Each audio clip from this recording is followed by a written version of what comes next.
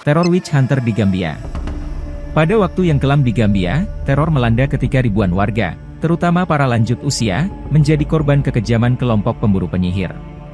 Menurut laporan Amnesty International, hingga 1.000 orang telah diculik dari desa-desa mereka oleh kelompok yang disebut dukun penyihir, dan diangkut ke pusat detensi rahasia yang dikelola oleh pemerintah. Di sana, mereka disiksa dan dipaksa minum ramuan halusinogenik yang mengerikan. Teror ini tidak terlepas dari dukungan Presiden kontroversial Gambia, Yahya Jammeh, yang memberikan persetujuan untuk kampanye pembersihan penyihir ini. Dalam waktu singkat, 2 korban tewas akibat penyiksaan yang kejam, sementara ratusan orang melarikan diri ke negara tetangga, Senegal, dalam ketakutan. Metode kekejaman witch hunter. Menurut laporan Amnesty International, para dukun penyihir ini tidak beroperasi sendiri. Mereka didampingi oleh aparat keamanan seperti polisi, tentara, dan agen intelijen nasional. Mereka juga mendapat dukungan dari Green Boys, yaitu pasukan pribadi Presiden Jammeh yang dikenal sangat kuat. Pola tindakan mereka sangat mengerikan. Mereka mendatangi desa-desa dengan persenjataan lengkap dan secara kejam memaksa warga desa yang dituduh sebagai penyihir untuk pergi dengan mereka, bahkan dengan ancaman senjata api. Setelah itu, korban-korban ini dibawa ke pusat detensi yang gelap dan rahasia. Penderitaan di pusat detensi. Di pusat detensi ini, para korban mengalami penderitaan yang sulit dibayangkan. Mereka dipaksa minum cairan yang tidak dikenal, yang menyebabkan mereka mengalami halusinasi dan perilaku yang tidak wajar. Banyak dari mereka yang dipaksa mengaku sebagai penyihir setelah penyiksaan fisik yang kejam. Kisah terkini tentang pembersihan penyihir ini datang dari desa Sintet di distrik Foni Jarrol pada tanggal 9 Maret.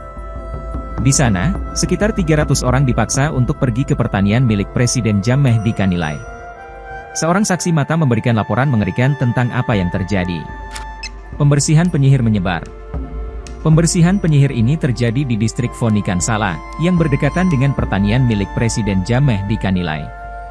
Namun, banyak yang percaya bahwa kampanye perburuan penyihir ini akan menyebar ke seluruh negeri, dan sudah ada ratusan warga Gambia yang melarikan diri ke wilayah Casamance di Senegal setelah desa-desa mereka diserang.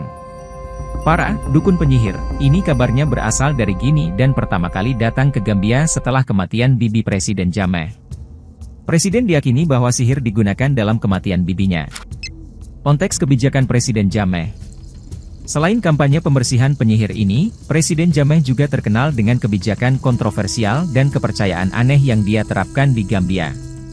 Dia bahkan pernah mengklaim bahwa dia telah menemukan obat herbal untuk penyakit seperti HIV, asma, dan tekanan darah tinggi, serta menjalankan perawatan ini secara pribadi kepada pasiennya.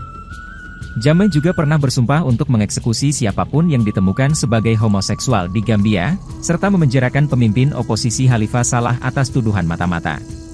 Keseluruhan situasi ini menciptakan atmosfer ketakutan dan represi yang mengerikan di Gambia.